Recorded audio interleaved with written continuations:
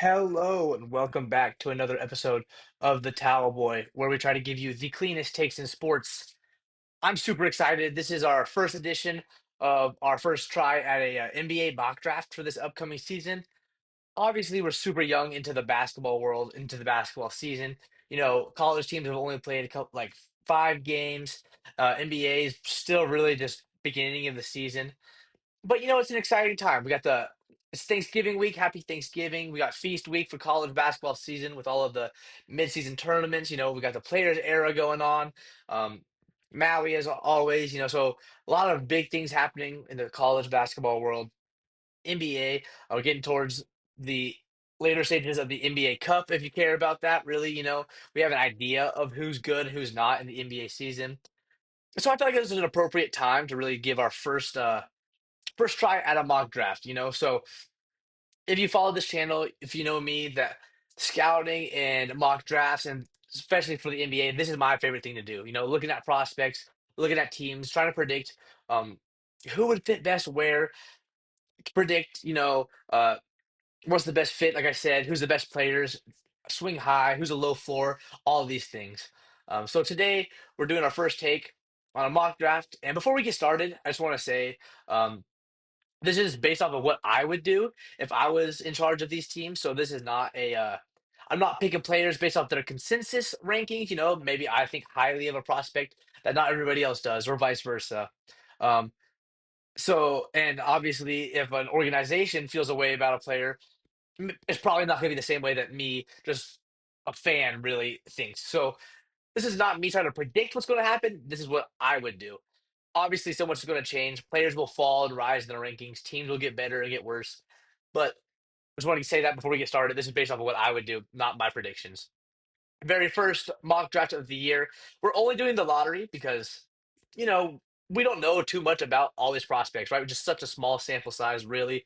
Um, and I feel like the lottery is kind of like where it ends and where you know what teams need what at this point of the season. I did sim the lottery on Fanspo, just because I think simming lotteries is fun and exciting and adds a little bit of unpredictability, a little bit of variability. Um, I did not like plan this out at all, so I kind of making these decisions. You guys are going to see my thought process behind each of these picks as I'm making the selection. Good chance because I'm doing it so fast for the video that I will forget about a player that I really like or that I think is a better fit. But that's what's kind of fun about looking back through all the mock drafts that we'll do throughout the season. Of course, we'll do it plenty.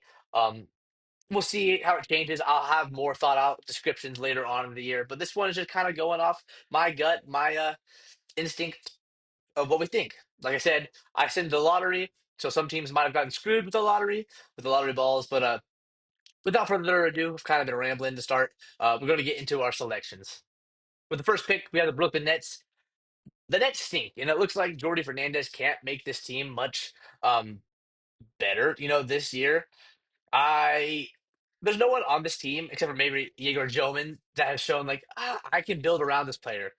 They showed this offseason they're not super high on Cam Thomas. They're going to be stuck with Porter Jr. for a couple years. Same with Nick Claxton, but those aren't building blocks. Um, I like Davon Sharp a lot. They could pick any. We all know this draft. It's a fantastic draft class. But this draft right now is the big three, right? We got Cameron Boozer, Daniel Peterson, AJ Devonsa. All three of these I think would make a good pick for the Nets. But I'm gonna go here. I'm gonna go Darren Peterson. I really think that the Nets just need someone in that backcourt that can just give them some juice, some life. I don't think Cam Thomas is the answer. Nolan Traore or Ben Soroff aren't the guards of the future. Darren Peterson is an elite three-level scorer, fantastic defender as well. Obviously, he's been hurt, unfortunately, to start the season with Kansas. Hopefully, it's not too long of a lingering issue. But I think he's the best pick here for the Jayhawks. Not for the Jayhawks, for the Nets out of playing for the Kansas Jayhawks. Right now, I'm not sure how I think he's probably my number one prospect right now. Him and Boozer kind of fluctuate out of those big three, with Devonta not that far behind. But I think Peterson he's the player for the Nets to build around. He gives Jordy Fernandez a franchise building block that they need to use. first overall pick is going to be Darren Peterson here for the Kansas Jayhawks. For the Brooklyn Nets, I keep saying for the Brooklyn Nets. He plays right now for the Kansas Jayhawks. Wow, right now the Hawks, they're looking pretty good without Trey Young right now. They're Jalen Johnson looks like a true all-star. Nikhil Alexander Walker is playing fantastic. Uh, and they get lucky with this lottery sim with the New Orleans pick going number two. They get that pick, obviously. This one's a pretty easy pick for me. I think they're going to go Cam Boozer right here. They already have the wings with Jalen Johnson, Zachary Reese-Shea, Nikhil Alexander Walker, even if you kind of think of him as a wing.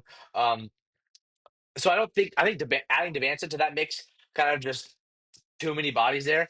Cameron Boozer is a very, very good prospect. He's pretty much really good at everything. To start the season, his finishing around the rim has not been as impressive as against top level talent as you would like. But Boozer is so smart with the ball, fantastic passer, just an overall really good offensive hub, and I think he really is a building block to what you already have in Atlanta. He complements whether you want to go the Trey Young route or the Jalen Johnson route. He really complements what they do. Um, and I think Cameron Boozer, like if this works out for Atlanta, man, look out. They could be one of the elite teams in the East if they somehow get this pick from the Pelicans to land in that top three. So Cam Boozer going number two to the Atlanta Hawks. Then the Sacramento Kings in this lottery sim had the third overall pick. They need a lot. They are really, really bad. Demontis Sabonis is not playing up to his standards. Zach LaVine is a scorer, but he doesn't really contribute to winning. DeMar DeRozan, uh, has been injured a little bit, but he's just not the same player. Keegan Murray isn't good. Devin Carter are moving off of Keon Ellis. I like, but they don't play him a lot. Westbrook might be their best player this season, right? That tells you all you need to know about them.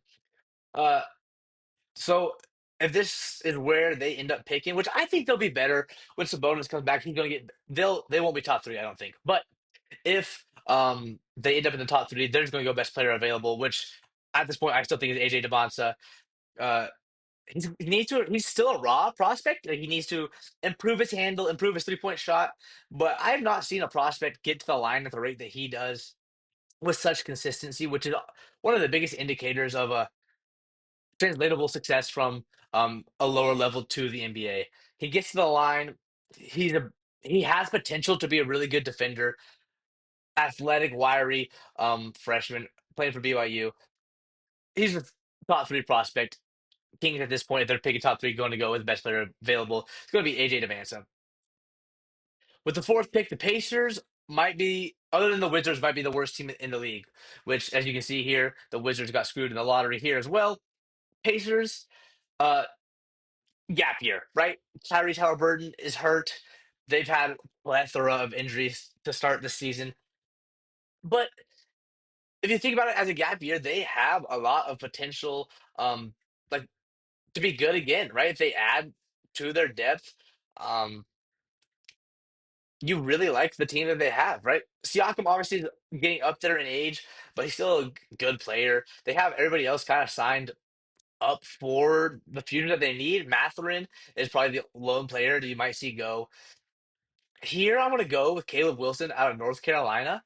Uh, he shot up my boards. I had him lower than consensus when I started this season, but man, has he impressed me. Insane athlete, the versatility that he adds on the defensive end. He can guard, I think, two through five. And so I think that's part of the reason why I think the Pacers would go, or I would go with Caleb Wilson if I was the Pacers. Um, we've seen that their front court depth is not good, right? Jarris Walker has not played good. They don't have a true center. Caleb Wilson is not a center, but he can play small ball five. He can play the four. He adds to their front court, which I think is the biggest area of need that they have. Offensively, he surprised me. He doesn't have an outside shot, but he is so relentless. Will attack the rim, plays with such effort and energy, which I know doesn't always translate to the NBA, to different game. But also, I'm a sucker for that. Like I call it, like he's just a dog, type of the thing. Like he plays so hard every possession. I love what he brings offensively and defensively, and I really think that he would add. Um, he would fit right in with what the Pacers do when they are clicking at their best. We saw them in their finals run. Everybody's touching the ball, everybody's moving, everybody's rebounding, playing defense. I think that Caleb Wilson he adds to that perfectly. So I think Caleb Wilson would be a fantastic selection here for the Pacers. If they get so unlucky they miss out on the top three. Wilson, I think, is a great consolation prize, so to speak. Now the Wizards need everything. They're bad, worst team in the NBA. Um, like I said, I'm just doing this kind of off the top of my head, so I haven't thought this through. Man, Bub Carrington, I've never been a fan of, but he's been even worse this year to start. Keyshawn George has really been your best like building block out of the young players. So Alex Sarr, I think that's definitely has potential. So I think guard might be where they want to go here. So I'm looking at Mikael Brown and I'm looking at Jaden Quaintance right now is who I'm looking at for these two. Quaintance and Sarr would be a really, really fun front court duo, especially defensively. That would be kind of like a Twin Towers, like, man, how do you score on them? But also like who's running the offense? Where are they gonna get scoring from? I don't know if this is the perfect fit or perfect selection. Right now I'm gonna go with Mikael Brown out of Louisville. Just a scoring guard, right? He had a better free throw. He's been better around the rim, getting fouled and just scoring, converting than a lot of people thought. And that was the biggest knock on him was can he finish around the rim? Uh, I don't know if he's going to be able to facilitate an NBA offense quite yet. That's something we'll have to keep watching. But right now, the Wizards just kind of need everything so badly that it's almost like I don't know how to draft for them because they need so many things. But Michael Brown has the potential to be the point guard of the future. I don't think it's Bub Carrington. So I think Michael Brown's going to come in. Um, Trey Johnson might be an okay scorer. He's not a point guard. Point guard. I think Michael Brown has a better chance of being that guard for you. Um, if anything, too, and it works out with Trey Johnson and Bub Carrington, you have three young, exciting guards. Michael Brown, he's not going to add a lot defensively yet, that I've seen that I like, but offensively, he's going to give you some punch, and he's probably the best guard prospect right now on my big board uh out there. So I'm going to go Michael Brown out of Louisville. He's going to the Wizards. And then with pick number six, we have the Charlotte Hornets, who knows what happened with LaMelo Ball. I like Colin Sexton, but he's probably not going to be there unless they want to repay him. I like Brandon Miller. Colin Knipple's probably been the best rookie in the league. He's been fantastic. Um, Fanspo is always funny with the lineups that they have. Their depth charts are always a little bit off. I think it's funny, but again, it's like one of those things. The Hornets need a little bit of everything, but probably more so in that front court. I do like Hulkbrenner and I do like Diabate. Um, I don't think Miles Bridges is going to be there forever. So I'm going to go Jaden Quaintance here. He has not played yet in this season, but I think he's a generational defensive prospect. 17 years old last year when he played at Arizona State before he tore his ACL. A lot of question marks on the offensive end, but man, I have not seen a player defend at the level that Quaintance has for quite a long time. I think he would fit in. Um, the Hornets just need more defensive talent, I think, and he would add a lot of young talent to that. And the fact that Kalkbrenner is there, that Diabate is there, so he doesn't have to play all the minutes right away. He can develop a little bit. He's a good athlete, but it's kind of, this is basically me going off of what I scouted last year because obviously he has not played recovering from the ACL injury.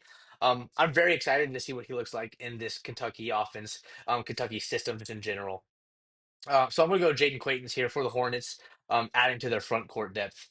Um, because I'm going off of this right now. If I was like I said, I'm making picks for the Hornets, I would keep LaMelo Ball. So I'm not looking at guard quite yet. So I'm going. That's why I go Quaintance here. With the seventh overall pick, we have the Dallas Mavericks, who is interesting because they have Lively, but he's been injury prone. They have Davis on the crazy contract, but he's not been, like he's been hurt, and it's just not. The Luka trade was just bad. We all know this. I don't need to talk about it too much. I think they need help on the perimeter with some guards. D'Lo is just like a plug and gap until Kyrie comes back. I do like what Brandon Williams does, but I think they need some scoring probably, and some perimeter shooting. So I'm using the no ceilings official draft board. Obviously, this is not my official draft board, so my draft board would be different. But I think they need some backcourt help just in general. Seventh overall pick seems pretty high for Sturge for Phylon right now, but those are probably the two that make the most sense. Um, Mullins makes some sense, but I would want to see him play before I really make that pick. Look at, oh, I was talking earlier about how fans was funny. They have Ty Jones as their starting shooting guard. Okay. Um, like who's going to be able to play off ball and like with Kyrie, with whoever it is? Right now, I'm going to go LeBaron Philon out of Alabama. 7 seems pretty high to me, and so like this is kind of like I said, I'm doing this off of my head, so this is kind of hurting my brain a little bit. But I think he's going to be a really good point of attack defender, something that I think adds to that defensive identity that they wanted to build, even though it's under a new regime. Um, I think Phylon has the really good ability to play on ball and off ball. So far this season for the Crimson Tide, he's been scoring at a crazy rate. Last year there was some hype for him to maybe be a lottery pick. He chose to stay, and it's clear that this is his last year in college, right? He's going to be an NBA player. Um, I think he's got versatility on the offensive end. He can shoot the ball pretty well. He can get to the basket. He has a decent little mid-range game. As he keeps putting on weight, I think he has potential to be a really good guard defender. I like Phylon a lot. 7 seems a little high, but say Kyrie comes back, he might be that backup that he can play the backup point guard, play a little bit off ball with because Flag can have the ball a lot too. So I think Phylon does kind of fit into what the Mavericks have going. This is kind of that first pick of this mock draft that I've made that's more of a pick to fit rather than the best player. And a lot of times, especially in the lottery, I like my preference is to choose the best player, best prospect, and figure it out. But for the Mavericks, we've talked about it a lot. On paper, they have a decent team, but do they I don't know. I'm gonna go LeBaron Philon. Really good player. Seems a little high, but 7th overall, we got LeBaron Philon out of Alabama going to the Dallas Mavericks. And then next up, we have the Utah Jazz, who Larry Markkanen is playing like a borderline All NBA type player, right? They have so many young pieces. Keontae George, I think, has made that step. I think he's an NBA player, right?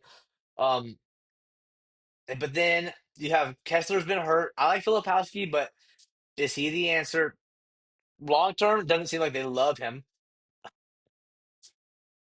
They have Ace Bailey. Like, how long do the Jazz rebuild? It's kind of like what I'm thinking. You know what I mean? So they probably want to go with a wing or probably on the perimeter here. This again seems pretty high to go Thomas Howell. They want to go another guard because they probably don't think that. Do they just go best available? I'm not super high on Tunde Yesufu. I would want to add more shooting to this team. You know, I think this is a little high for him, but they've shown they like to go high upside swings. Um, Man, this is a tough one for me. I'm gonna go Bennett Sturts here. Guy who I don't think Keontae George is a point guard. Point guard. I think he's more of an off-ball scoring guard. Bennett Sturts. This is really high for me. This is the highest I've ever considered Bennett Sturts. But I'm gonna go Bennett Sturts. He's going to be a true NBA facilitator. Whether I don't know if you guys saw the thing on Twitter, but it was showing like the minutes that he's played. Whether it was at Drake or Iowa, he played like 40 minutes a game, and he just controls the team. He's going to come in. He's going to be their point guard. He's going to get others involved, whether it's Mark and then if he's still there, Keontae George, whatever it is. And he can score if he needs to. But I think he's going to be a really good facilitator. He might be just what the Jazz need just to get all of their other players involved, to get the Ace Baileys involved, Keontae George involved, Walter Clayton's involved. I think Bennett Sturts could be that steadying presence. Seems pretty high for me, but like I said, this is kind of like an off the head experiment. So it's kind of fun to kind of see. I'm trying to rationalize each of these fits as well to myself. So Bennett starts out of Iowa going to the Utah Jazz. And then the rich get richer, right? It seems like the Clippers are really bad. They might have a top 5 pick. So the Thunder are going to have so many first round picks. Like, look out. They're already might win 70 games this year. So it's kind of ridiculous that they're going to keep playing, keep getting these picks. Here, I'm looking in the front court. So Chris Sinak has just more depth if Holmgren or Hartenstein, whatever, get hurt. Because Jay Will is not the best answer. I don't love Hart. I think Chet Holmgren needs to be the center. So I don't love the double big with them, but who like they're just so good. They don't need anything. So maybe they just go high upside here. And that's probably what I would do because they have such a good team. I'm gonna go with Nate Ament here.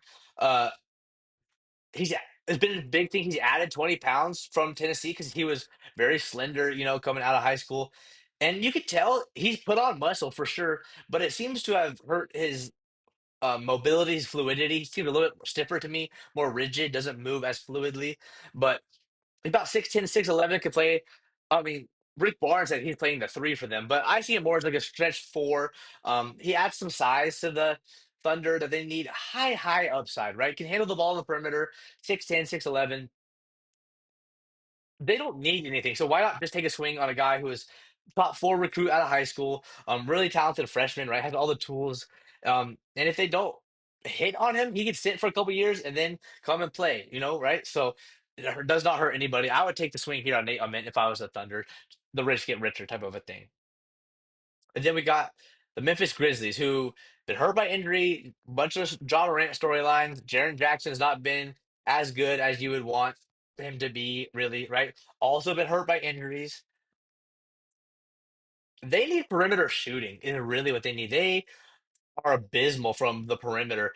Um, but none of the guys in this range do I really think are worth taking in this range, right? We've also haven't seen them at full strength. Scottie Pippen's been hurt. Ty Jerome's been hurt. Jaw's barely played. Jaren's been hurt. Edie's been hurt, right? Brandon Clark's been hurt. So we don't know what the full strength Grizzlies look like. I'm still thinking they need some shooting. Uh, I'm gonna go Thomas Howard here out of Florida. Uh, he can play inside out, just good energy glue guy. Add some size to the Grizzlies. Play the 3-4.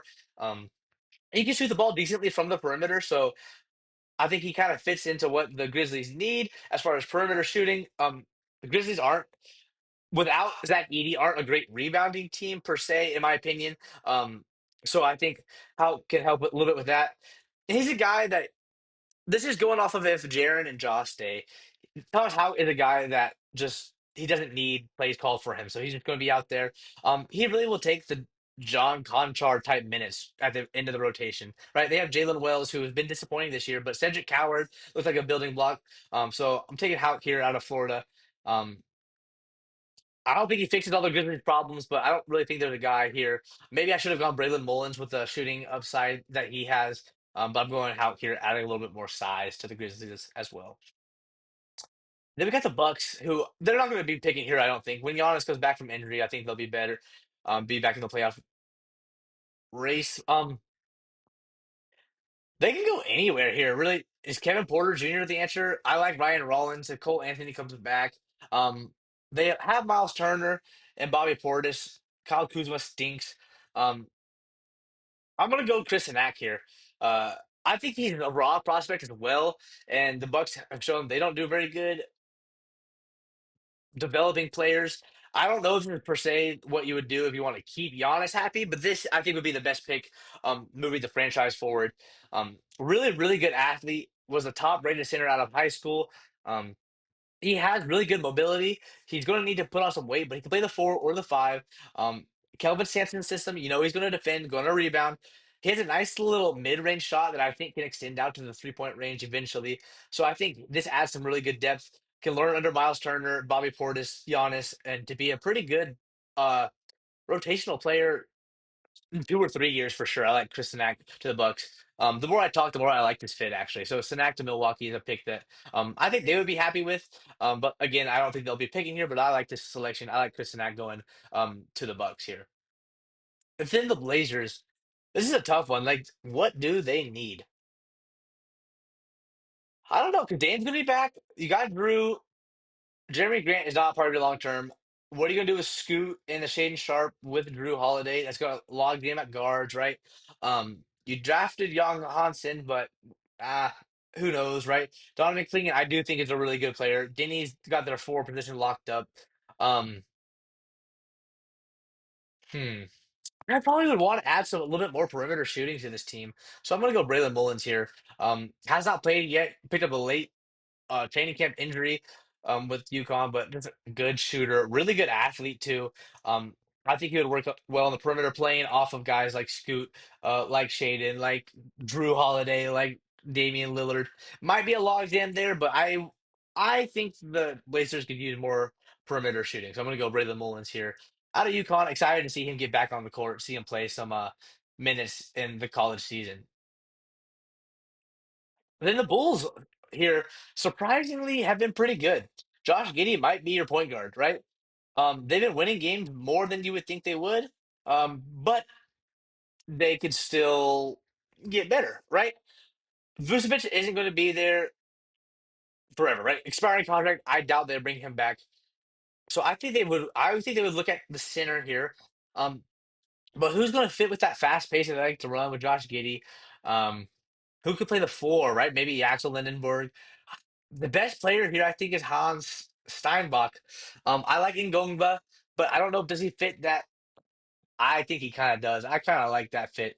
I'm talking myself into it. I talked about him on an earlier video. I like Patrick Ngongba. Um, he would just be a fun offensive talent to work with Giddy. Some of the DHOs or the screen and rolls that you can work with Giddy and Ngongba. Good passer, good scorer, good rebounder, um, decent defender for improved defender, I'll say. So I like this selection actually. I think he could be the guy that takes over for Vucevic. Um, and I actually, the more I talk about it, I like this pick for the Bulls. I think they need some front court help, and then Ngongba definitely gives that to them. More of an offensive talent at this point, which could be fun with him and Giddy. So Ngongba going to the Bulls, and then the last pick in the lottery here, we have the Boston Celtics. And so obviously you have Tatum, you have Brown. Um, you got Pritchard as the point guard with White. Hopefully, he hasn't been as good this year, but because of all the injuries, I think they just need front court, front court, front court. So Koa Pete is still here. Um, I like Koa Pete and I like Hans Steinbach here as my two to really think about. Steinbach could really play the 4 or 5. I like how that fits. But at this point, Koa Pete, while he doesn't have a perimeter game right now, he probably just the best player available with the highest upside. He's been dominant for maybe the best team in all of college basketball with Arizona. Um, Great mid-range game, gets to a spot. Has not really shown a three ball yet because he hasn't had to at Arizona, but I think he can get there. Um, a little undersized to play the five in the NBA. But while it seems like an easy comp, like I think he could really take over an Al Horford type role. Um, I like comparing him a little bit to Memphis Xavier Tillman, who's on the Celtics roster, but like a leveled up, more talented version, right? Going to do the dirty work. He gets to a spot. I think he'd be able to play off of Jalen Brown and Tatum very well, actually. So the fact that he fell this far and the Celtics get him, and if Tatum comes back healthy and all this stuff, the Celtics get a steal here. I love this selection for them. This is a great landing spot for Koa Pete to be successful at the next level too. So Koa Pete out of Arizona going to the Boston Celtics. And there we have it. There's our um lottery mock draft, first one of the year. Uh Let me know what you guys think. Like I said, I was kind of brainstorming these, trying to convince myself, oh, that's the right pick. Who do I need? Because I purposefully did not look at the teams or the lottery or think about this beforehand because I wanted to challenge myself, try to rationalize who I would take at each selection. So the Nets get number one pick. They get Darren Peterson out of Kansas. Hawks get the Pelicans pick. Number two, they get Cam Boozer. Kings go best available with the Bansup. Pacers get Wilson to fit their system. Michael Brown going to the Wizards, still looking for that franchise guard. Hornets going Quaintons here, adding to that front court depth, their defensive improvements that they're still looking for. Phylon to the Mavericks, one of those tough ones for me. Phylon and Sturge back to back kind of seem like reaches to me, but they made sense at the time for each team. They meant going to the Thunder, getting them even better. Thomas Hout going 10 seems pretty high to the Grizzlies, but add size, adds perimeter shooting, some toughness to the Grizzlies team. Chris Knack to the Bucks, I really like going there. The Mullins to the Blazers, Gongba to the Bulls, and Koa Pete rounding it out with the last selection of the lottery. So there we have it. Thank you guys so much for watching, checking in. Please comment below on what you think of my selections. Which prospects do you guys like? I would love to hear the discourse. I'm sure that plenty of you guys disagree with my selections, and I'm sure looking back, I'm gonna disagree with my selections too. So it'll be fun to keep looking back throughout the season of how we progress, what we think of each prospect. Enjoy Feast Week. Enjoy more basketball. Have a fantastic Thanksgiving. Hope you get to spend it with loved ones. And without further ado, thanks for checking it out. Comment below what you guys think, and have a good one. Peace.